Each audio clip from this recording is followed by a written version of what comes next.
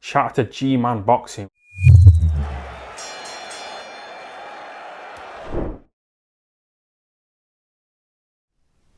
Promoter Eddie Hearn has announced Fight Camp 2021. So we have the 3 weeks, pretty much done deal now. So we know the fights, we know the weeks. I'm just going to go by week. Now obviously on Friday, I done a video about Eddie Hearn being on the train, having the kind of list of fights that he had, and kind of, some of them were very hard to read, as you saw.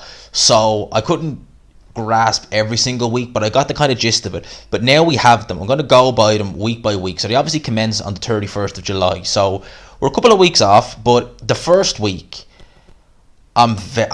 this is a good card. I'm very happy with this. So we have Sandy Ryan making a pro debut. That was who he had, like, it looked like Ryan/Ryland, and I was like, because obviously he didn't put Sandy Ryan, so I was kind of like, who the hell is that? Obviously Sandy Ryan making her debut. She's going to be one to watch. I'm looking forward to seeing her. Campbell Hatton, of course. Again, I'm not going to be too harsh on the kid. We need to see how he looks. Has he improved? He's not going to be fighting anybody decent, but we need to just see how he gets on. Shannon Courtney, she was meant to be fighting Rachel Ball. It's not happening. We'll see who she fights next. But Shannon Courtney defending her title. Alright, I'll watch it. This is the fight I'm interested in. Jack Cullen, Avni Yildirim over 10 rounds. Obviously Yildirim's coming off a bad loss against Canelo where he got battered. Jack Cullen's coming off a good win over John Doherty. So this is an interesting fight. Jack Cullen, to me, is a British level fighter. It's going to be interesting because both guys are kind of, let's see who can hit each other the hardest. It's sort of way, like, they don't really have much defense, and they kind of tend to, although against Canelo, Yildirim didn't do anything, but normally he just comes forward in straight lines. Very easy to hit. So that's going to be a good fight. I'd make Yildirim favourite. He has performed at the higher level, to be fair, so I would make Avni Yildirim the slight favourite. He's fought at world level, against, Eubank, the fringe world level, but Canelo definitely, and against Durrell, which was a close fight, to be fair. Now, I got teased with this fight because we've Anthony Fowler against Robert Garcia. Now, when I seen this announced, it just said Fowler Garcia, and I thought Sergio Garcia. No, it's not Sergio Garcia. Sergio Garcia would have beat the crap out of Anthony Fowler. Robert Garcia, he's lost to Liam Smith, he's lost to Martin Murray. He's durable, so we'll see how that goes. That'll probably be a 10-round decision for Anthony Fowler.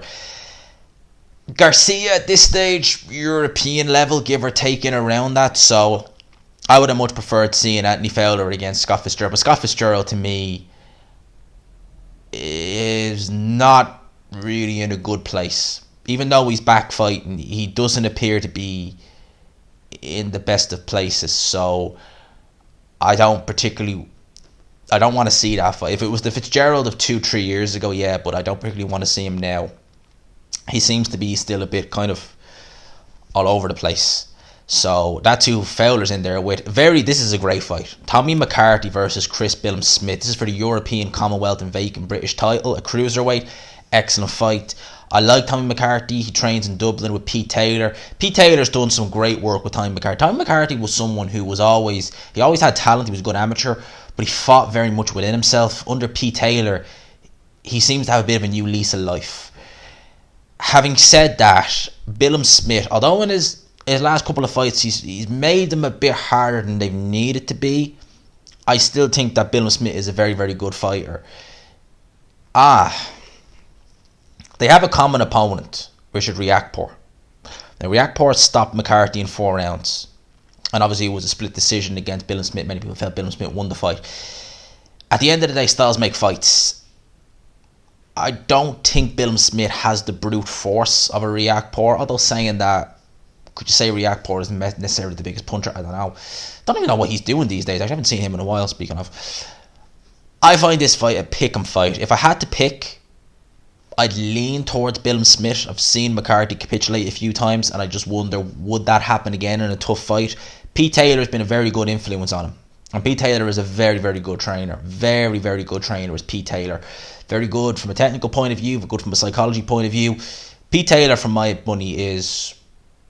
Would I say he's Ireland's best coach? Yeah, I probably would. Pete Taylor's very, very good. Katie Taylor's dad, obviously. So I would lean towards Billum-Smith, but that's a good fight. Conor Benn, Adrian Granados as the main event. Very good fight. Good step-up fight for Conor Benn. If Granados has anything left, so if this is the same Granados that we had against Adrian Broner, he's going to give Conor Benn some problems. He's going to give him a tough fight. It's going with the points. If it's the Granados who fought Danny Garcia, who looked to have seen better days and got stopped, Danny Garcia is not a devastating puncher at 147. He's got respectable power there, but I wouldn't put him in that bracket of, you know, the Keith Turnbull, Errol Spence. He's not in that bracket. So I would say that Conor Benn, he's gonna have some tough rounds in there, but I would suspect that Granados probably doesn't have that much left. So Conor Benn, it's a question of will he stop him or will it go the distance. If it's, as I said, the Granados who fought Broner, tough night. I don't think we have that. That's 4 years ago. That's Fight Camp Week 1. I like that. I think that card is very good. It's a solid card. Good names, good fights. Interesting little fights. No complaints. Week 2.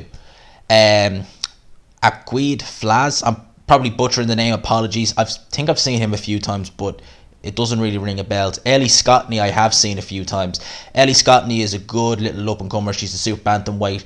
I've been very impressed with her so far. I think she's got very good technique. Her shot selection is very good. She's 2-0 with no knockouts, but at the end of the day, the women don't tend to get many knockouts anyway. But from what I've seen from Scottney, very good. She's meant to be fighting the weekend, but that didn't happen because her opponent, well, you know. Then we have Fabio Wadley. That's against TBA. Now, I believe they were ordering Nick Webb for the English title. Now, that's a great fight in of itself, Fabio Wadley versus Nick Webb. We'll need to see who he fights in place because they've not announced anything yet. You would have imagined if it was going to be Nick Webb, they would have announced it then and there. So it's TBA, so you would imagine that's probably a stay busy fight. Maybe they will do Fabio Wadley on a Dana White pay-per-view or something like that against Nick Webb. Who knows? But we've got Fabio Wadley. You know, in his last fight against Molina, there's a few worries. I think they maybe moved him a bit too quick. Although Molina really didn't come to fight, when he did fight in that fight, he had success. So we'll need to see how that goes. Johnny Fisher against Josh Sandland. I think Sandland was in Ultimate Fighter. I think he was. Again, Johnny Fisher, I will keep an eye on him. Again, he's 2-0. We'll need to just see how he goes. Ebony Bridges, Beck Connolly. I really did think they'd get Raven Chapman versus Beck Connolly on this card. Not as to say I like watching Ebony Bridges as well. We'll need to see how she goes. Beck Connolly comes to fight. She's very limited. Extremely limited is Beck Connolly. But she comes to fight. So that'll be a fun little scrap while it lasts. I would imagine Bridges will stop her. Personally, I know Beck Connolly is tough, but she's been down a few. I reckon Bridges hits hard enough. The uppercut from Bridges will be key in that fight. And I've seen Beck Connolly get dropped with the uppercut. So I think Ellie Scottney dropped it with an uppercut. So that to me is Bridges all over. This is a good fight. Alan Babbage versus Mark Bennett. Now, Mark Bennett lost in Ultimate Fighter to Nick Webb, who went on to win that. He's about 6'5". He's about 250 pounds. So he's a legit heavyweight. He's not like Tom Little, who's at the end of his career. He's not like KO Kennedy, who didn't train. He's not like Shondell Winters, who is a cruiserweight, and this guy the weekend, Damian Clark, who's a light heavyweight. This is a legit heavyweight who will, I would imagine, have some ambition. So this is a good little fight for Alan Babbage. We'll need to see how he gets on in this. I would imagine they're going to be doing this over between probably 8 rounds. So I suspect Babbage may go rounds in this fight. As I said, he went 3. It's only 3 rounds. It was only 3 rounds, but he went it with Nick Webb. Nick Webb can punch. So we need to see how Mark Bennett looks at the end of the day. 7-1, but he's not fought since then. He's been very inactive. He's not fought in nearly 2 years. So that has to be taken into consideration. But I like Alan Babbage, as I said. I see him as a bit of a gimmick in the heavyweight division, but I enjoy watching him nonetheless, and I'll watch that definitely. Maxime Prodon versus Florian Marku. Now, Prodon is 19-0 with 1 draw. Marku, we know, 8-0 with 1 draw. Really should be 9-0. That was a bullshit draw. Marku, I enjoy watching. He definitely impressed me against Ryland Charlton, but the problem I've had with Marku is that he tends to switch off in fights. Hence, when he got dropped by Ryland Charlton, he switched off. And he was able to get clipped. He's going to want to be on his game. He's going to want to be, because I've heard people say that this Prodon guy is decent. Without being a world beater, he's decent. So Florian Marku, I enjoy watching, and I'll definitely be keeping an eye on that and see how that gets on. But definitely, I think it's a good step up for him. And the main event, obviously, world title fight, Jezza Dickens, Kid Galahad. I don't really look forward to watching Kid Galahad, to be fair. He's not the most entertaining fighter I've ever seen. But nevertheless, him against Jezza Dickens. I believe he stopped Jezza Dickens last time. But Jezza Dickens has been on a good run of form lately. So, him against Dickens, I will watch that. And I would make Kid Galahad favourite. I would imagine that that's going to go to points. Kid Galahad's not the most entertaining guy in the world. But I will watch him nonetheless. It's amazing. Josh Warrington, is rematching Mauricio Lara in a non-title fight after being badly knocked out, badly beaten by Mauricio Lara. He gave up his world title to him. He could serious. That was just horrendous matchmaking. It really was. Bad decisions, just everything about that was just horrendous. Last week is not the strongest. The main event is very good, but it's, in my opinion, it's not the strongest. So, Hopey Price is on that card. Yeah, I like Hopey Price. We'll watch, see how he gets on. Cash Farouk, very good. I would love, it's not going to be in this card, but I would love to see a rematch between him and Lee McGregor, because that was a good fight. Cash Farouk was very, very good. Very impressed with Cash Farouk. Natasha Jonas at middleweight. They have this listed at middleweight? That has to be a mistake. Natasha Jonas is really a super feather / lightweight, so I would imagine that Box Record made a mistake there, because Natasha Jonas is a middleweight, really? Oh, they got to be mistaken there. I can't see that. Although Natasha Jonas is, look, she's big at lightweight. She's bigger than Katie Taylor. She could do 140 pounds, but middleweight, I'm assuming that's a mistake. But Natasha Jonas, yep, go on, I'll watch it. Felix Cash, coming off the back of a good win over Denzel Bentley. I did not think he would win that fight. I really can't. He shocked me. He really did. I got that prediction very wrong. So big up to Felix Cash. Raymond Ford, I seen his last fight was a draw. He's alright, but he's in there against Reece Bellotti. Bellotti was gaining ground at one stage, back until he lost to, was it Ryan Doyle he lost to a couple of years ago when he got knocked out in that fight. Since then, he really just his career's really stagnated badly, and he's lost a couple of times. So I'll watch. It's interesting. Michael McKinson, I didn't think he would win against Chris Congo. He proved me wrong. He's definitely a good fighter. He's a solid British level fighter. I'm not going to pronounce the guy's name because I really can't, and I'm not even going to try. But he's fighting someone who Josh Kelly beat on points a couple of years ago. I think that was just before he fought Ray Robinson, Josh Kelly, and a lot of people were critical of him in that fight. Not that he wasn't doing good, he was, but he was just showboating the whole time. So we need to see how McKenson does against him. McKenson's not a no to punch up. He's been dropping a lot of guys lately, so McKenson, we'll see how that goes. My favourite female fighter, Savannah Marshall. Savannah Marshall has technique. She's got boxing ability. She's got punching power, and she will lift Clarissa Shields clean off the ground if and when they fight. I'm always happy to watch Savannah Marshall fighting on this card. Against TBA, I don't really care. I like watching Savannah Marshall fight. Main event, Joshua Buatsi, Ricards Bolotnik. Yes, please. Excellent fight. Bolotnik's a big, very big 175 pounder. He's fought a cruiserweight. He was stopped by Tabisa Machunu. Machunu, not the biggest puncher, it has to be said, a cruiserweight, but a very, very skillful fighter. Extremely skillful is Tabisa Machunu. So no shame in losing to him. At light heavyweight, he really dominated the Golden Contracts. Dominated it. Barely lost the round. I don't even think he did. I don't think he lost the round in any of his fights. Very, very good fighter, Ricards Bolotnik. Buatsi, logical next step. Bolotnik, you would say, is at European level if you had to without having a title on line, that's where you'd say Bolotnik is. So this is really a good chance to see where Buatsi is.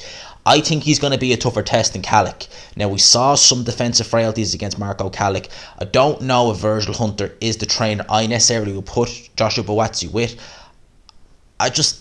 What I look at with Joshua Buatsi when I see his style, I don't know if Virgil Hunter is exactly the right fit for him, but we'll need to have a look and see how that goes. In terms of this fight, I think it's a very competitive fight. I would not be at all remotely shocked if Ricards Bolotnik wins this fight. I will go with Buatsi to win. I think it's going to be over the decision. I think it's going to be on points. I don't think he's going to stop Bolotnik, and I think he's going to have some tough moments in there against Ricards Bolotnik. Very, very good fighter. Extremely talented. Sparring Myers Barides, so he'll be getting the best of sparring. I think this is an excellent fight. Excellent fight. Ricards Bolotnik versus Joshua Buatsi. Overall, I'm very pleased with Fight Camp. I think that 3 weeks, over the last month, over 5 weeks, culminating in White Pavilion. I'm very happy with this. There's some good fights on. There's some decent names. I've got no complaints personally. It's on the zone. It's £2 a month. What more can you want? We want to listen to Adam Smith as well. So, can I sell this anymore? I believe you me, I'm not on the zone's payroll. But can I sell this anymore? All this and no Adam Smith. No Matthew Macklin. Hey, I'm all G with that. they're good little cards. You know, interesting little fights on it. I wonder what happened to Martinez versus Barrett, because as I remember, that was scribbled out for week 1. I thought they'd maybe reschedule it. So is that fight dead in the water, or what's happening with that? Because I personally would have liked that fight. You know, I would have loved to have seen that fight on one of these cards. So maybe when Eddie Hearn does his autumn shows, he'll have it on there. God knows, he might do it on the undercard of AJ Usyk. Who knows? For now, that's my 2 cents on it. I'm happy with it. At the end of the day, the zone, £2 a month, happy. They're making inroads into the UK market. I wish them all the best. I hope this goes extremely well. You know, I'm paying my DAZN subscription, and I think it's very value for money. Even if they increase it, it's still very good value for money. No more Sky, bye bye, see you later. Thank you, and good luck. You know, when I say that, I mean I'm not paying a subscription anymore. It's not worth it.